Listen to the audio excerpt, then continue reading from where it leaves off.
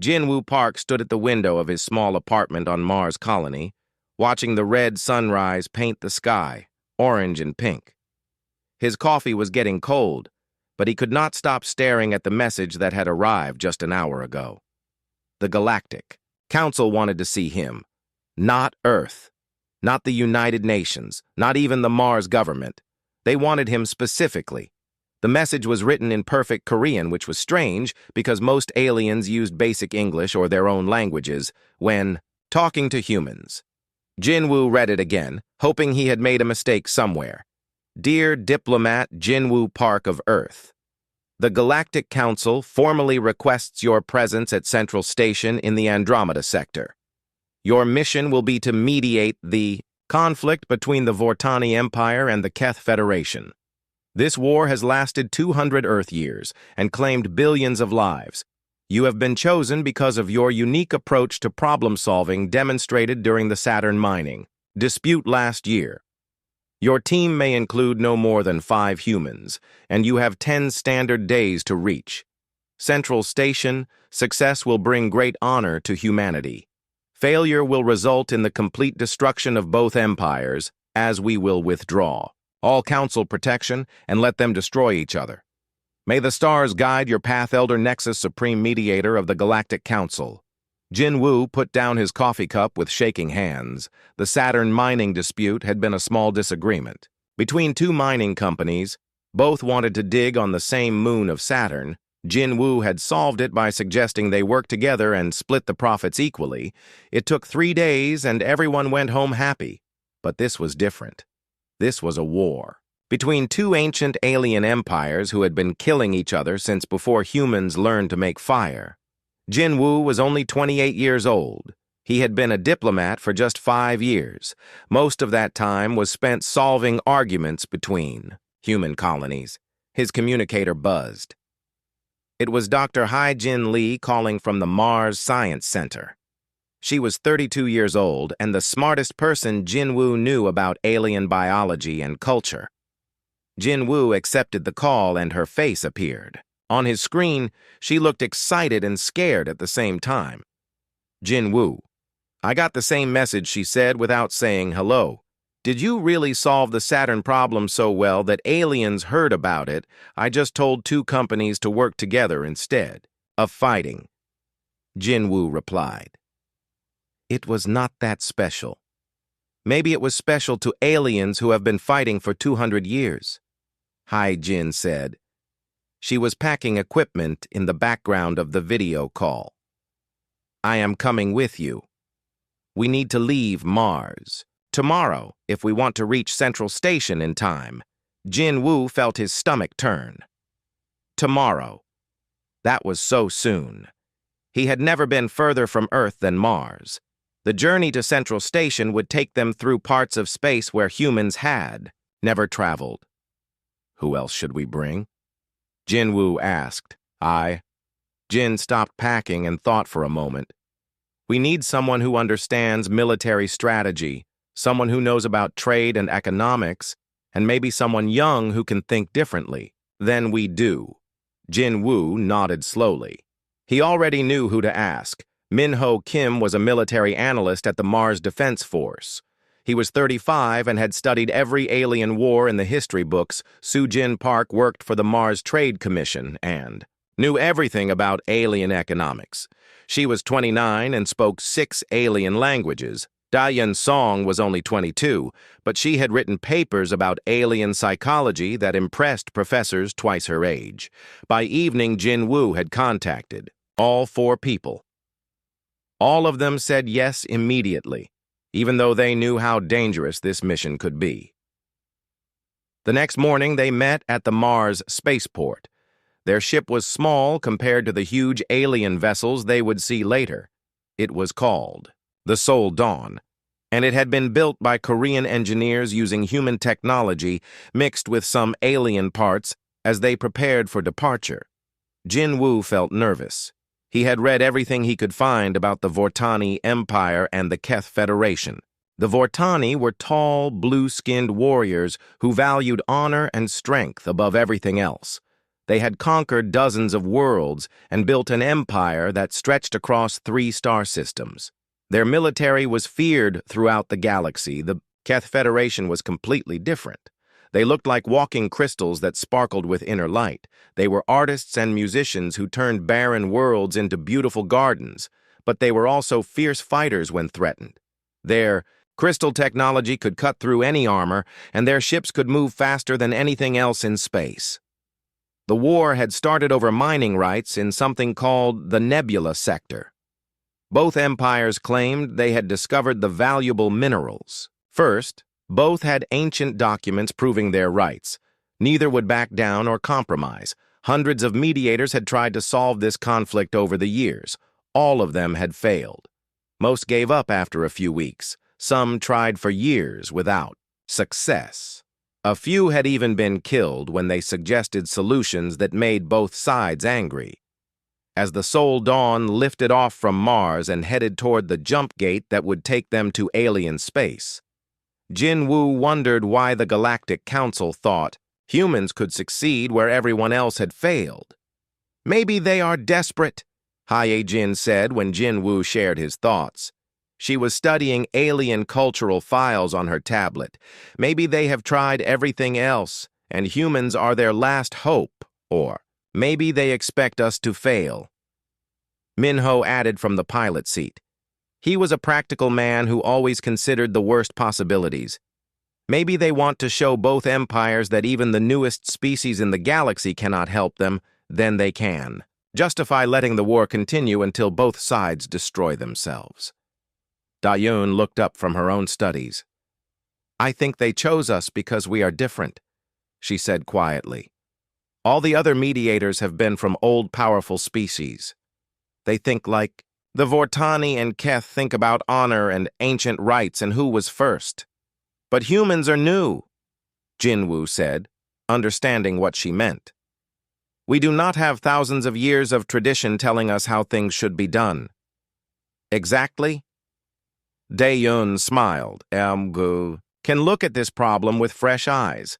Maybe we can see solutions that others missed because they were too close to the situation."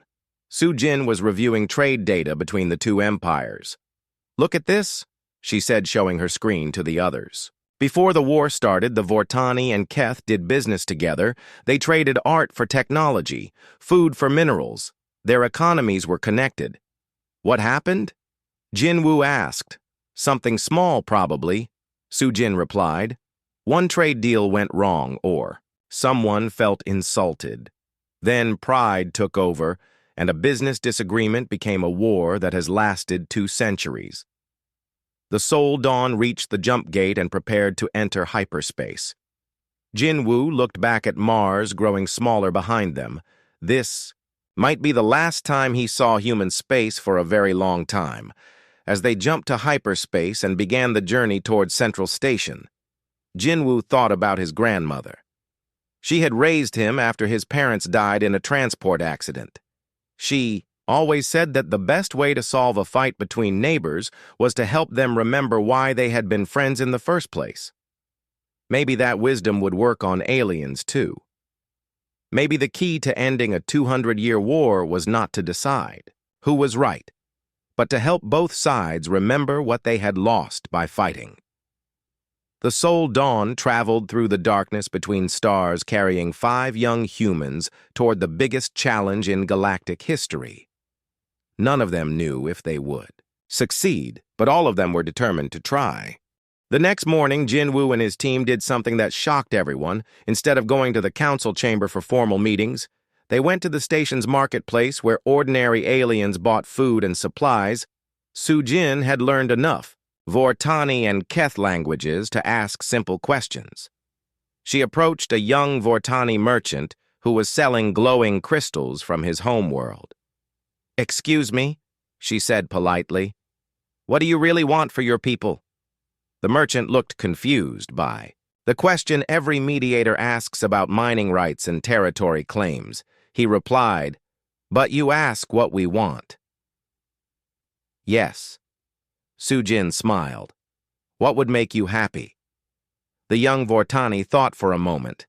I want to see other worlds and learn about different cultures, he said slowly.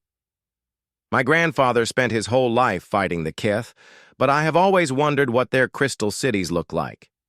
I want to explore the galaxy, not fight over rocks in space. Nearby, a young Keth crystal singer overheard. The conversation she approached cautiously, her crystalline form shimmering with curiosity. I want to share our music with other species, she said in her wind chime voice. We Keth create the most beautiful songs in the galaxy, but we only sing them. For ourselves, because of the war, I dream of teaching alien children how to make crystal instruments.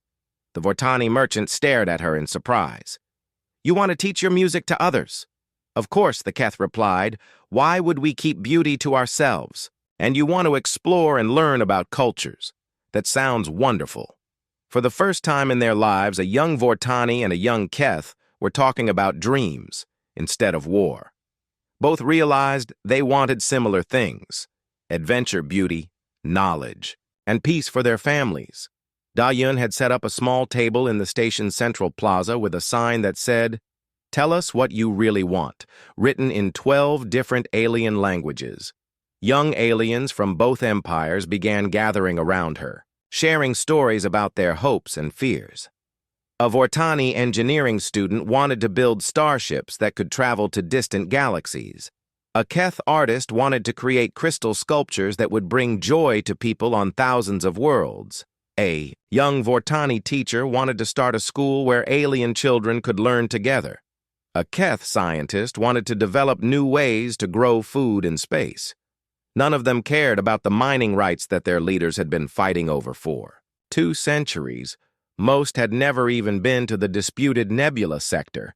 They were fighting over worlds they had never seen for reasons they did not fully understand. Meanwhile, Hyajin was talking to older aliens who remembered life before the war. She found a Vortani grandmother who had once been friends with Keth traders. We used to work together, the old woman said sadly. The Keth would bring us beautiful crystal tools, and we would give them metal parts for their ships. My daughter married a Keth artist before the war started. They had to flee to neutral space when the fighting began. Hyajin found similar stories everywhere. Old Vortani and Keth who had been friends, neighbors, business partners, even family before the war, split them apart. Many still secretly missed the connections they had lost but were afraid to admit it because that might seem unpatriotic. Min-Ho was studying the military aspects of the conflict, but from a different angle than previous mediators. Instead of looking at battle strategies and weapon capabilities, he talked to soldiers about why they fought. A Vortani captain told him, I joined the military to protect my family, but now my family is smaller because the war has killed my brothers. A Keth commander said, We fight to defend our honor, but what honor is there in killing people who could have been our friends? The more they talked to ordinary people instead of political leaders, the clearer the real situation became. Both empires had amazing technologies that they had developed during the war. The Vortani had created medical devices that could heal almost any injury. The Keth had learned to grow beautiful gardens on dead worlds using crystal technology, but instead of sharing these advances, with the galaxy they used them only to fight each other better. The war had made both sides more advanced, but also more isolated and lonely. That afternoon, Jinwoo called his team together to share what they had learned. This is not really about mining rights, he said. It is about 2 groups of people who have been hurt by war for so long, they have forgotten how to trust each other.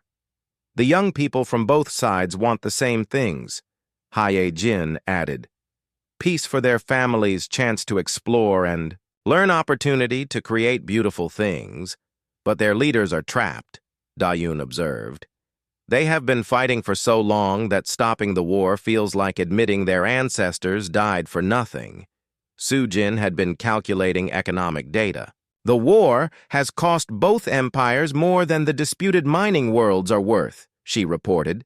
If they had spent their war budgets on exploration and trade instead of weapons, they would all be much richer by now, Min-Ho nodded. The military leaders know this too, he said. but they do not know how to end the fighting without looking weak to their own people. Jin Woo thought about his grandmother's advice about helping fighting neighbors remember their friendship. That evening, he requested a private meeting with Ambassador Kyung-min. "I think we need to try something completely different," Jin Woo said. "We cannot solve this by deciding who gets the mining worlds." "What do you mean?" Kyung-min asked. "Everyone has been trying to divide up the disputed territory fairly. But that just makes both sides feel like they are losing something. What if instead we helped them gain something much more valuable than mining rights? Like what? Like friendship, partnership, a chance to build something amazing together. Instead of destroying each other, Kyung-min looked skeptical. The Vortani and Keth have been enemies for 200 years. How could they suddenly become partners? Because underneath all the anger and pride, they are not really enemies. Jin Woo replied. They are like two families who have been fighting so long, they forgot they were once friends. The next day, Jin Woo requested permission to address the council chamber, but not in the usual way. Instead of presenting a legal argument about territorial rights, he wanted to tell stories about the people he had met, stories Elder Nexus asked in confusion. Previous mediators have presented detailed proposals with maps and resource allocation charts. Stories are more powerful than charts, Jin Woo replied. May I show you what your people really want? The council elders agreed, and the chamber filled with curious aliens from across the galaxy. Jin Woo stood in the center of the great room and began to speak. Yesterday I met a young Vortani who dreams of exploring distant galaxies, and a young Keth who wants to teach alien children how to make music.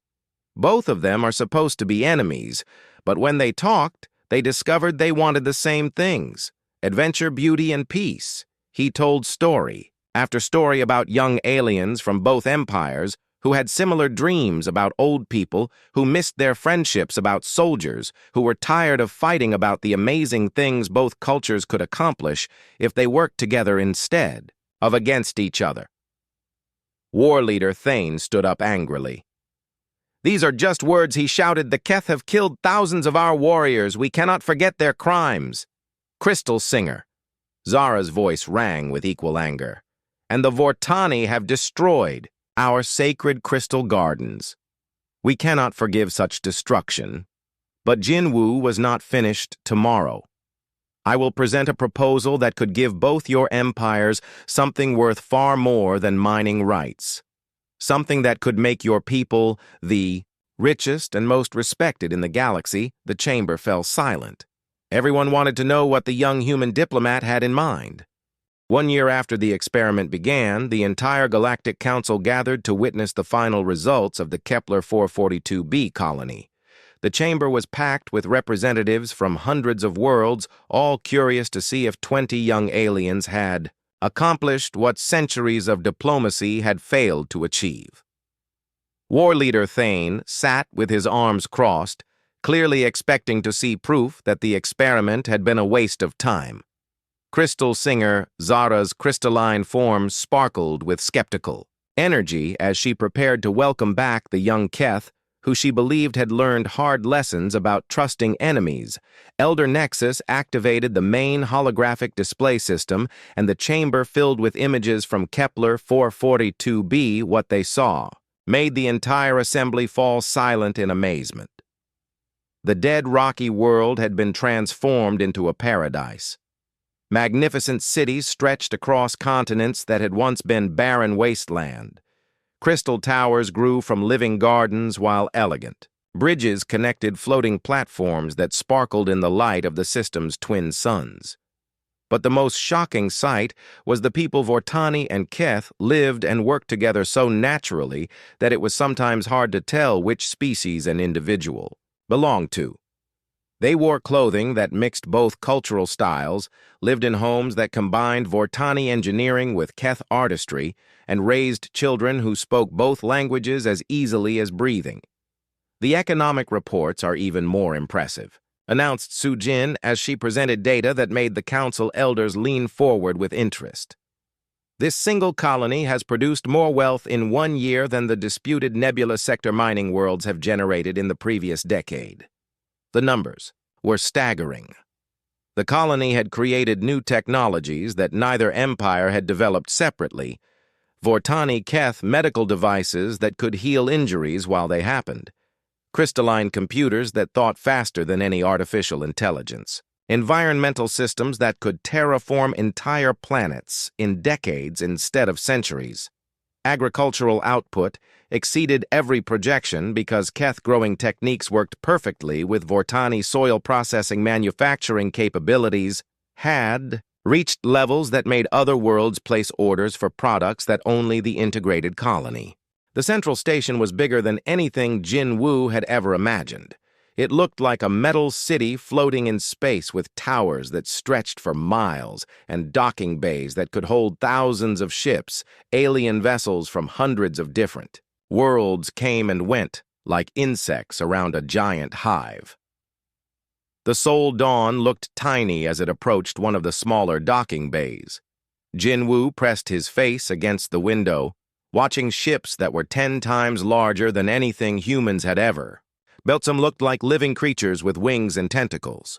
Others were perfect geometric shapes that sparkled with unknown energy.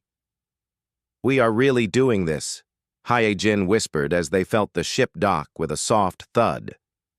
The airlock opened and they stepped into Central Station for the first time. The corridor was huge with ceilings so high they disappeared into shadows. Aliens walked past them in every direction. Some were twice as tall as humans. Others were so small they rode on floating platforms. A few did not seem to have solid bodies at all, but moved like clouds of glowing gas. Jin Woo tried not to stare, but it was impossible. Every few steps brought a new type of alien he had never seen before. Some had multiple arms or heads. Others walked on tentacles or floated without touching the ground. A creature that looked like a walking tree nodded politely as it passed them. "Follow the blue lights to the council." Chamber said a voice that seemed to come from the walls themselves. It spoke in perfect Korean, which still surprised Jin Woo. They followed a line of blue lights embedded in the floor through corridors filled with aliens from across the galaxy. Jin Woo noticed that most aliens traveled in large groups with dozens of guards and assistants. The humans walked alone, carrying only small bags with their personal belongings. Ambassador Kyung-min Choi was waiting for them outside the council chamber. He was 50 years old and had been Earth's representative to the Galactic Council for 3 years. He looked tired and worried. "Jin Woo, I am glad you came," he said, shaking hands with each team member. "This is the most important thing humans have ever been asked to do. The whole galaxy is watching." "What do you know about the situation?" Jin Woo asked. "More than I wish I did," Kyung-min replied. "The Vortani and Keth have been killing each other for so long that some people think they have forgotten how to stop. Both sides have weapons that could destroy planets. They have already wiped out 47 worlds caught between them. Why does the Council care now after 200 years? Because the war is spreading," Kyung-min said grimly. "Other species are choosing sides. The Vortani have military allies. The Keth have trade partners. If this continues, the whole galaxy could split into 2 warring factions." The council chamber doors opened, and Jin Woo saw the most amazing room of his life. It was shaped like a giant bowl with seats rising in circles toward the ceiling.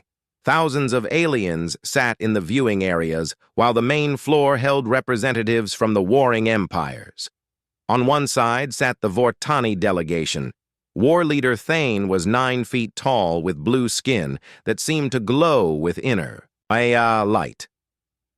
His silver eyes looked like mirrors, and his voice was deep enough to shake the ground. He wore armor covered in medals and scars from countless battles. On the other side sat the Keth representatives. Crystal singer Zara looked like she was made from living diamond that caught and reflected light in beautiful patterns. When she spoke, her voice sounded like wind chimes mixed with breaking glass. She wore robes that seemed to be woven from starlight itself. Between them sat the council. Elders. Elder Nexus looked like liquid metal that constantly shifted shape. Elder Vast resembled a mountain with eyes. Elder Deep appeared to be made from the darkness between stars. Each was older than human civilization and had seen empires rise and fall across the galaxy. Elder Nexus spoke first, and his voice filled the enormous chamber. Young humans of Earth, you have been called here because all other attempts at mediation have failed. The Vortani Empire and Keth Federation have rejected every proposal for peace. They have destroyed worlds and killed billions in their endless conflict. War leader Thane stood, and his massive form cast shadows across the chamber. The Vortani Empire has claimed the Nebula Sector through right of conquest. He declared, "Our warriors died to take those worlds from the void. Our blood has marked them as Vortani territory forever, Crystal Singer." Zara rose gracefully, and her crystalline form sparkled with anger. The Keth Federation discovered the mineral. Deposits in the Nebula Sector 300 years ago. She sang our crystal ships mapped every asteroid and moon, before the Vortani even knew the sector existed. Jin Wu listened to both sides repeat the same arguments that had been made for 2 centuries. Each empire had documents proving their claim. Each had stories of ancient rites and historical precedents. Neither would consider that the other might have valid points, but as the aliens argued, Jin Wu noticed something that seemed important. The older aliens spoke with passion about honor and ancient rites. Their voices were full of anger and pride. But when Jin Wu looked at the younger aliens in the viewing galleries, many of them looked sad and tired instead of angry. Young Vortani. Warriors wore memorial bands for dead brothers and sisters.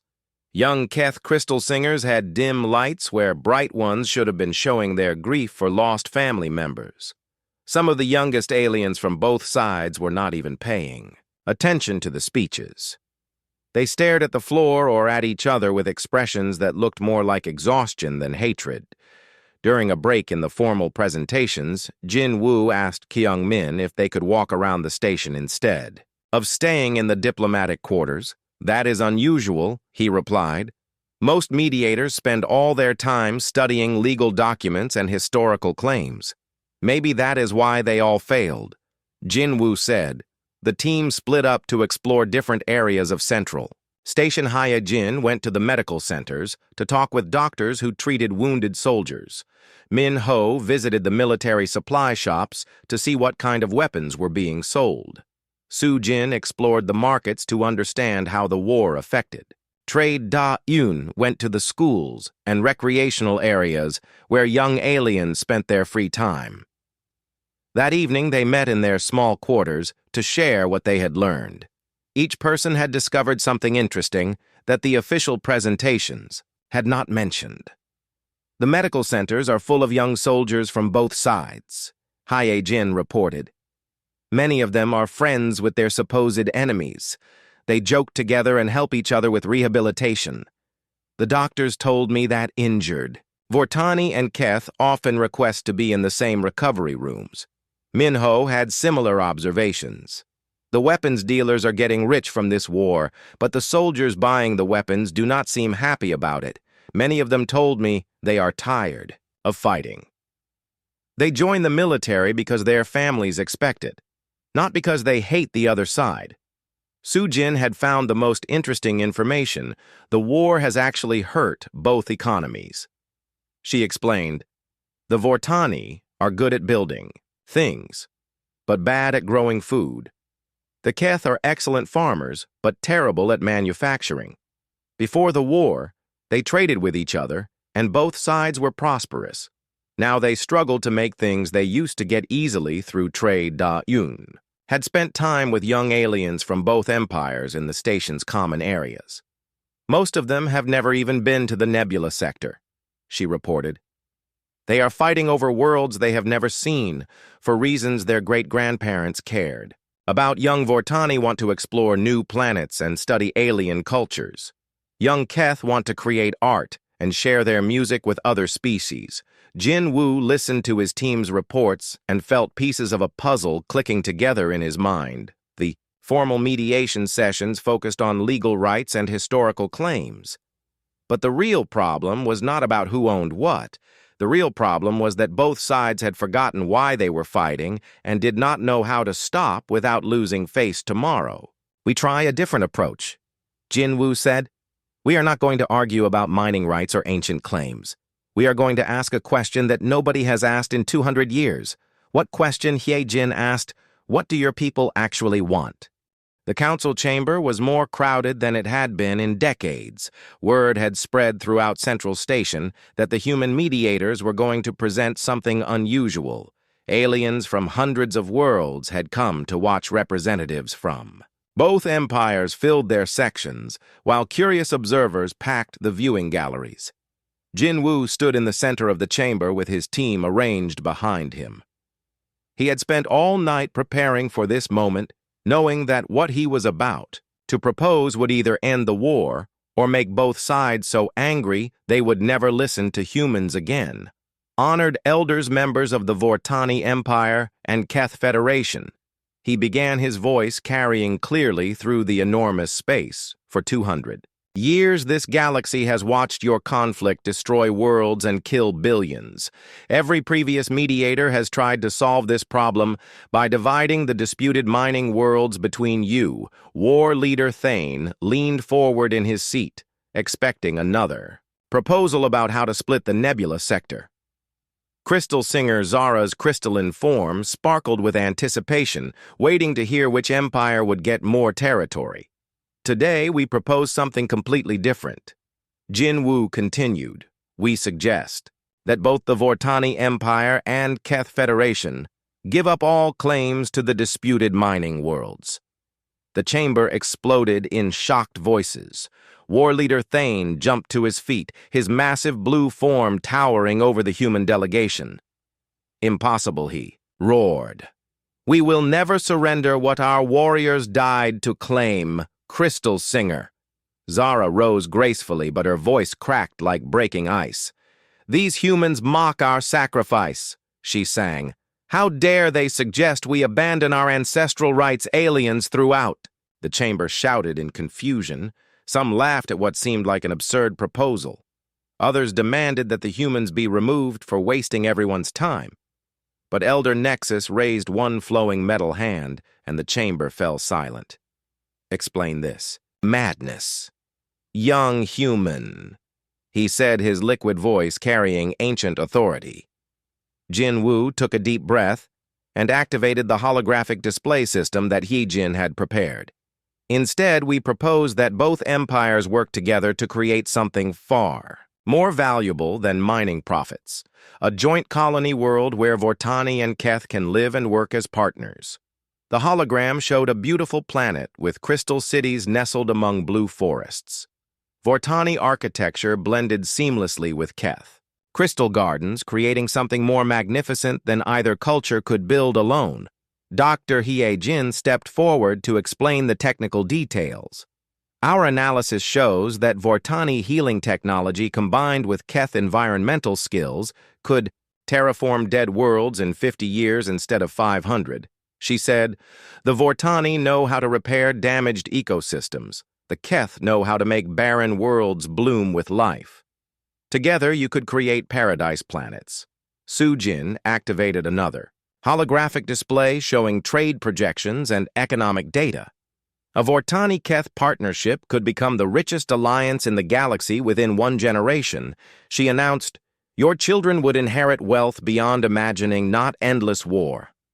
The numbers were impressive. During the war, both empires had developed incredible technologies, but only used them for fighting. The Vortani had created medical devices that could regrow lost limbs and cure any disease. The Keth had learned to grow food in the vacuum of space and build structures from living crystal. If they combined these advances, they could terraform dead worlds, sell advanced medical treatments to the entire galaxy, and create the most beautiful cities in known space.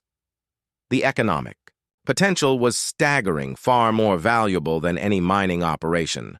But war leader Thane was not impressed by numbers. "Your proposal is interesting but impossible," he declared. "The Vortani can never trust the Keth after centuries of betrayal and bloodshed. They destroyed our sacred monuments and killed our greatest heroes." Crystal Singer. Zara nodded in rare agreement with her enemy. "The Keth will never work with murderers who burned our crystal forests and enslaved our people. No amount of profit can wash away such crimes." The chamber filled with angry voices as representatives from both empires shouted about past atrocities and broken promises. Some aliens called the human proposal naive. Others said it was insulting to suggest that ancient enemies could suddenly become friends. But Jinwoo had expected this reaction. He raised his hand for silence and spoke again. "Then let us prove it can work with a small test." Minho activated a new holographic display showing a small rocky planet floating in empty space. "There is a dead world in neutral space called Kepler 442b, he explained. "No mining value, no strategic importance, no history of conflict, just a burned rock that no one wants. We propose that 10 young volunteers from each empire spend 1 year working together to build a small settlement on this worthless world." Jinwoo continued.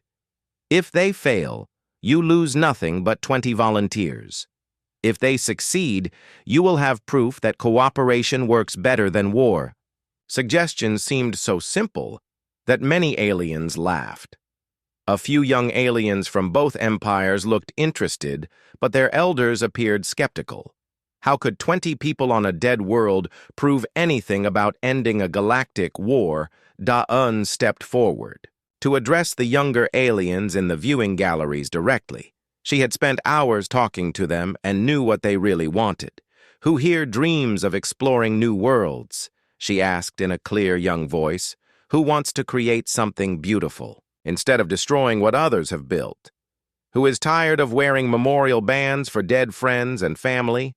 Hands began rising throughout the young alien sections. Vortani and Keth alike raised their arms, showing that they shared the same dreams.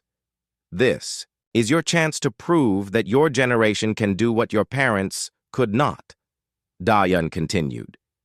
"You can show the galaxy that Vortani honor and Keth wisdom are stronger than ancient hatred." A young Vortani prince named Kael stood up in the viewing gallery despite angry looks from the older warriors around him. "I volunteer to prove that Vortani honor includes keeping our word to work in peace." He declared, his voice strong and clear. A young Keth crystal dancer named Lisa Rose gracefully in response. "I volunteer to show that Keth wisdom can build beauty even with former enemies." She sang, her crystalline voice ringing through the chamber. The effect was immediate. More young aliens from both empires began standing and volunteering within. Minutes 40. Young Vortani and Keth had stepped forward, willing to risk their lives to prove that cooperation was possible. War leader Thane looked furious. "These foolish children do not understand the realities of war," he shouted. "I forbid any Vortani from participating in this ridiculous experiment." Crystal Singer. Zara's voice cracked with anger. "Our young people have been poisoned by human lies," she declared. "No Keth will waste their life on this impossible dream." But Elder Nexus leaned forward with interest. "What do the volunteers gain from this experiment besides risking their lives on a dead world prince?" Kale answered with surprising maturity. "We gain the chance to build something instead of destroying it." He replied, "We gain the opportunity to prove that our generation is smarter than our ancestors." Crystal dancer Lisa added her musical voice. "And we gain the possibility of friendship with people we have been taught to hate. If we succeed, we show the galaxy a new way to resolve conflicts. If we fail, we have at least tried something besides killing each other, Elder." Vast spoke for the first time, his mountain voice rumbling through the chamber. "This proposal has merit," he declared. "Young beings often see possibilities that older minds have forgotten, Elder Deep's shadow voice whispered agreement. The humans offer a test with minimal risk but potentially great reward. Even some older aliens began showing interest. A Vortani general admitted that his own son had volunteered, and he was curious to see what the young people could accomplish. A Keth elder said that perhaps it was time to try something new after 2 centuries of failure. The debate continued for hours, but gradually, opinion shifted in favor of the experiment. The volunteers were passionate and convincing. Their willingness to risk everything for peace impressed even the most stubborn war leaders. Finally, Elder Nexus called for a formal vote. The council approves this experiment. He announced 20 volunteers.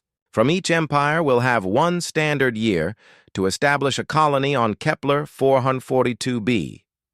If they succeed in creating a thriving settlement, the council will consider broader peace negotiations between your empires, war leader Thane and crystal singer Zara. Both protested loudly, but the decision was made. The young volunteers cheered while their elders shook their heads in disapproval. As the session ended, Jin Wu felt both hope and terror. What if the experiment failed? What if the young aliens could not overcome centuries of taught hatred? What if this small test just proved that some conflicts were too deep to resolve? But when he saw Prince Kale and crystal dancer Lisa talking quietly together, already planning their impossible mission, he remembered his grandmother's wisdom. Sometimes the bravest thing you can do is give people a chance to surprise you. 3 months after the council approved the experiment, Jin Wu received his first report from Kepler 442b. The news was not good. The volunteers are struggling, Hyejin reported as she read the transmission from the dead world. The Vortani and Keth arrived on separate ships and immediately set up camps on opposite sides of a valley. They are barely speaking to each other. Jin Wu felt his stomach drop. This was exactly what war leader Thane and crystal singer Zara had predicted. The young aliens were repeating the same patterns of mistrust and separation that had fueled the war for 2 centuries. What about Prince Kale and crystal dancer Lisa? He asked. They seemed willing to work together. They are trying, but their followers are not cooperating. Hyejin continued. The Vortani built strong shelters, but they are running out of food because they do not know how to grow crops on this rocky world. The Keth created beautiful gardens, but their crystal structures keep collapsing because they do not understand the planet's geology. Minho pulled up geological surveys of Kepler 442b on his display. The planet has unusual mineral compositions. He explained, the Vortani building techniques work well on normal worlds, but the rock here is too soft for their heavy construction. The Keth crystal growth methods need specific soil conditions that do not exist naturally on this world. It sounds like they need each other to survive. Da Yun observed, the Vortani have engineering skills but need the Keth farming knowledge. The Keth have biological expertise but need Vortani construction techniques. Su Jin was reviewing supply reports. Both groups brought enough equipment for 6 months, she said. If they do not start cooperating soon, they will run out of essential supplies and have to abandon the experiment. Back at Central Station, the failure of the colony was becoming obvious to everyone. War leader Thane made speeches about how the experiment proved that Vortani and Keth could never work together. Crystal singer Zara sang mournful songs about the foolishness of trusting ancient enemies. Some council elders began suggesting that the experiment should be ended before anyone got seriously hurt. The young volunteers were brave, but they seemed unable to overcome generations of cultural conditioning that taught them to mistrust each other. But Jin Wu was not ready to give up yet. He requested permission to visit Kepler 442b personally along with his team. That is very dangerous, Kyungmin warned. The planet has harsh weather, and the volunteer groups might not welcome human interference. We have to try, Jin Wu replied. If the experiment fails, because we did not give them enough support, then we have failed as mediators. The journey to Kepler 442b took 5 days in a fast council transport. When they arrived, Jinwoo could see the problem immediately. The Vortani had built a fortress-like settlement on the north side of a valley. Their structures were strong and practical, but looked cold and unwelcoming. The Keth had created a beautiful garden city on the south side with crystal buildings that sparkled in the sunlight, but several structures had collapsed, leaving gaps in their defenses between the two settlements. Stretched a wasteland of rocky ground that neither group had tried to develop. It was as if an invisible war zone separated the two colonies. Prince Kael met them at the Vortani landing pad. He looked tired and frustrated, but tried to maintain royal dignity. "The humans have come to witness our failure," he said bitterly. "We have tried to work with the Keth, but they refuse to share their farming secrets. They let us starve while they feast in their crystal gardens." Crystal dancer Lysa approached. From the Keth side, her crystalline form dimmer than it had been at Central Station. "The Vortani care only for themselves," she sang sadly. "They built walls to keep us out and refuse to teach us their construction methods. Our beautiful buildings fall down while they live in ugly but strong fortresses." Jinwoo looked at both leaders and realized they were making the same mistake that had started the original war. They were so focused on what the other side was not giving them that they could not see what they could offer in return. "What if we tried something different?" he suggested. "Instead of asking what the other side can do for you, what if you started by offering what you can do for them?" Both Prince Kael and crystal dancer Lysa looked confused. "Prince Kael, your people are excellent builders," Jinwoo continued. "What if you offered to help repair the Keth structures that keep collapsing? Not because you want something in return, but because you want to prove that Vortani honor includes helping those in need." Crystal dancer Lysa, "Your people are master farmers. What if you offered to teach the Vortani how to grow food on this difficult world, not because they deserve it, but because Keth wisdom includes sharing knowledge that can save lives?" Both young leaders started to object, but Da-Yun interrupted them with a simple question. "When you were children, what did your grandparents teach you about being a good person?" Prince Kael thought for a moment. "My grandmother said that true. Strength comes from protecting those who cannot protect themselves." Crystal dancer Lysa's voice became softer. "My mother taught me that real wisdom means helping others learn and grow, then prove it." Jinwoo said, "Show the galaxy that the best of Vortani and Keth culture is stronger than the worst of your history." The next day, something remarkable happened. Prince Kael arrived at the Keth settlement with a team of Vortani engineers. They did not ask for anything in return, they simply began reinforcing the collapsed crystal structures using techniques that worked with the planet's unusual geology. Crystal dancer Lysa was so surprised that she could barely speak. When she recovered, she led a group of Keth botanists to the Vortani settlement and began teaching them how to create soil that could support food crops in the rocky ground. The effect was immediate. Once both groups started helping instead of demanding cooperation, became natural. The Vortani engineers learned to incorporate Keth crystal growing techniques into their building methods, creating structures that were both strong and beautiful. The Keth farmers discovered that Vortani mineral processing could create perfect soil conditions for their garden designs. Within weeks, the two separate settlements had merged into one thriving colony. The fortress walls came down and crystal gardens grew where barriers had once divided the community. Young Vortani and Keth worked side by side on projects that neither group could have completed alone. Hyojin studied the social dynamics of the new integrated community. "The young people are naturally forming mixed teams," she reported. "A Vortani engineer partners with a Keth artist to design buildings that are both functional and beautiful. A Keth musician works with a Vortani storyteller to create entertainment that both cultures enjoy." Sujin analyzed the economic results. The colony is now producing surplus food and manufactured goods. She announced they are creating wealth instead of consuming supplies. Their success rate has exceeded every projection. Minho observed the practical cooperation. Even their defense systems are integrated. He noted Vortani's strategic planning combined with Keth detection technology has created the most effective planetary security system he had ever seen. But the most significant development was personal.